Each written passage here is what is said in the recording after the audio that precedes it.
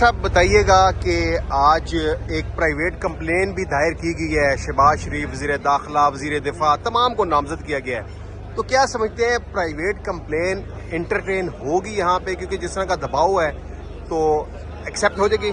جو مدعی فریق ہے اس کے پاس دو ہوتی ہیں ریمیڈیز، ایک ہے ایف آئی آر کرنے والے خود ملزم ہوں تو پھر پرائیویٹ کمپلین ہے، یہ دونوں ایک ہی کتاب میں لکھا ہوا ہے ضابطہ فوجداری میں، اس لیے وہ ویلڈ ہوتی ہے، نمبر 1۔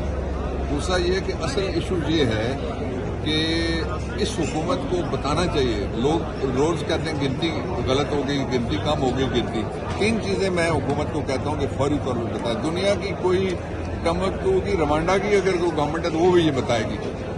افغانستان میں ایک واردات ہوئی، اس میں ایک 7 اور کوئی 4 5 6 ان کے ساتھی تھے، وہ ریلت کر گئے تو انہوں نے نام بتایا نا سب کے، تو یہ مجرم پتہ ڈالتا ہے، گورنمنٹ نے کبھی نہیں یا ریاست نے کبھی نہیں ڈالا۔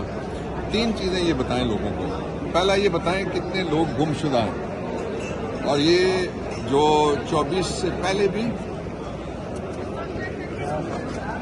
آئی ریپیٹ کہ 3 چیزیں یہ بتائیں۔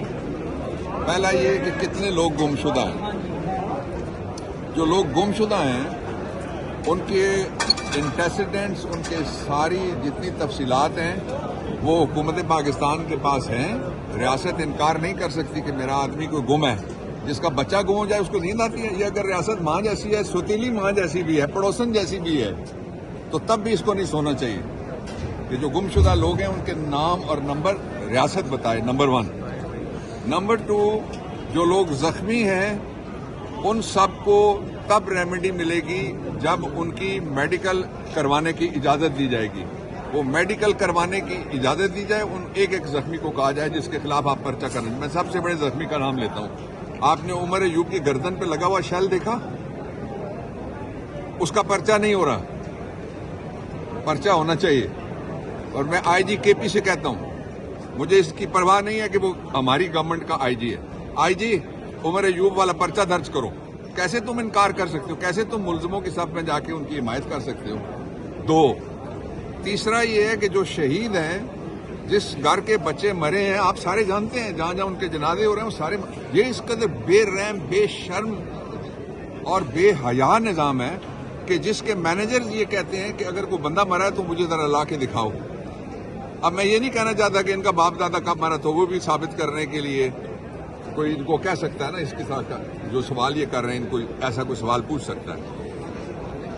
جو سب سے بڑی بات ہے وہ یہ ہے کہ جو مڈل ایسٹ کی تازہ سچویشن ہے، اس کے بعد جو سب سے بڑا خطرہ ہے مڈل ایسٹ کے ممالک سے زیادہ، وہ 2 ملکوں کو درپیش آئے گا۔ یہ میں مڈل ایسٹ پہ میری نظر ہے، وہاں میں ایک یونیورسٹی میں رہ کے آیا ہوں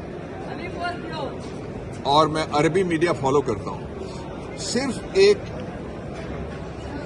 الجزیرہ عربک کور کر رہا ہے اس جنگ کی جو اسرائیل نے چھیڑی، گولان پورے پہ اس نے قبضہ کر لیا، وہ 35 کلومیٹر دور ایک چوٹی پہ آ کے بیٹھ گیا ہے، اور جو اسرائیل کا وزیر اعظم ہے اس نے کہا ہے کہ میں آئی ول چینج، یہ اس کے لفظ ہیں، I will change the face of the Middle East.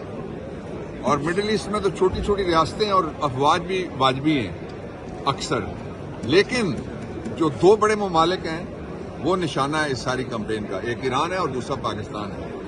اور پاکستان کے اندر جو بھی مینیجرز بیٹھے ہوئے ہیں ان کو آج کی فکر ہے، اپنے آج کی فکر ہے، اپنے کل کی فکر ہے۔ مجھے گارنٹی دو میرے خلاف کچھ نہیں ہوگا، مجھے کوئی گارنٹی تو دے عمران خان کی، مجھے کوئی گارنٹی دے پاکستان تحریک انصاف کی۔ پاکستان کی گارنٹی کا سوال ہے، کسی فرد کی گارنٹی کا سوال نہیں ہے۔ عمران خان نے کب کسی کو کہا مجھے کوئی گارنٹی دو، اور کب اس نے کہا کہ مجھے چھوڑنے کی گارنٹی دو، کب وہ باہر جانے کی گارنٹی اس نے کہا مجھے دو؟ کوئی گارنٹی مت مانگو۔ تم لوگ یہ پروپیگنڈا کرتے تھے کہ عمران خان گفتگو نہیں کرتا، عمران خان نے گفتگو کے لیے کمیٹی بنا دی ہے، اس کمیٹی کا مذاق اڑانا شروع کر دیا ہے کہ جی پہلے نہ کرتے تھے اب ہاں کرتے ہیں۔ بے شرموں، بے شرمی میں بھی کچھ اصول ہوتے ہوں گے، تم نے تو ساری اتار کے پھینک دی ہے، جتنی شرم تھی، جتنی حیا تھی۔ اور اگر یہ تم سمجھتے ہو کہ کوئی گفتگو ہم نے نہیں کرنی تو پھر ایک مہم تو چل پڑی ہے، وہ لوگوں نے خود چلائی ہوئی ہے. وہ تحریک انصاف نے نہیں چلائی، لوگوں نے چلائی ہوئی بائیک آؤٹ والی مہم. ہم نے نہیں چلائی، ہمیں پتہ ہی نہیں تھا. تو پھر گفتگو بھی نہیں کرنی، شہیدوں کے نام بھی نہیں بتانے، پرچے بھی بند نہیں کرنے، ہمارے پرچے درج نہیں کرنے. تو پھر پاکستان بننے سے پہلے بھی یہ تحریک چلی تھی، پاکستان بننے کے بعد بھی یہ تحریک چلی ہے. اس کے لیے تیار ہو جاؤ سول نافرمانی. سر کیسے